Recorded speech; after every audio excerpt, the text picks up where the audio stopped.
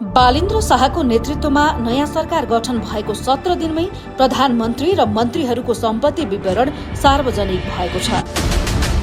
सुशासन र पारदर्शिताको नारा दिएर सत्तामा पुगेको यो टोलीको सम्पत्ति विवरण सार्वजनिक भएसँगै अहिले आम नागरिक र विपक्षी दलहरूमाझ एउटा गम्भीर बहस सुरु भएको छ।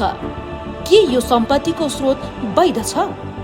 प्रधानमन्त्री बालिन्द्र शाहको विवरण अनुसार काठमाडौँ र धनुषामा घर जग्गाका साथै 1,46,00,000 बैंक मौजात देखिन्छ।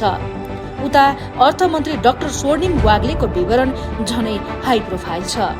ललितपुर, काभ्रे र तनहुमा गरी करिब 12.5 करोड बराबरको 4वटा अपार्टमेन्ट र घरहरू उहाँको नाममा छन्।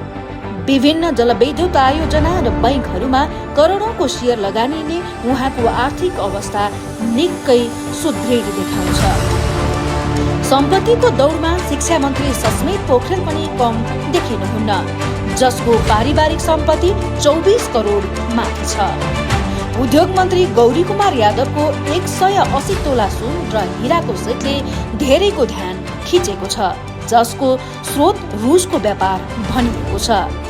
गृहमन्त्री सुधन गुरुङको नाममा गोर्खामा 221 रोपनी जग्गा र करोडौंको शेयर लगानी छ।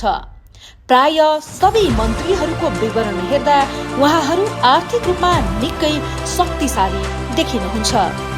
तर यहाँनिर प्रश्न उब्जिन्छ।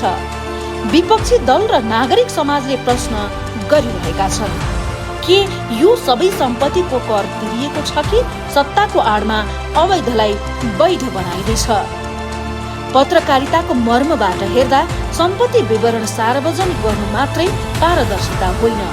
सार्वजनिक गरिएका यी करोडौंका शेयर, किलोका किलो सुन र रोपनीका जग्गाहरूको कानुनी स्रोत के हो? के यी मन्त्रीहरूले आफ्नो व्यावसायिक जीवनमा राज्यलाई बुझाउनु पर्ने कर इमानदारीपूर्वक बुझाएका छन्? त्यसबारे पनि चौतर्फी बहस र छलफल चलिरहेको छ।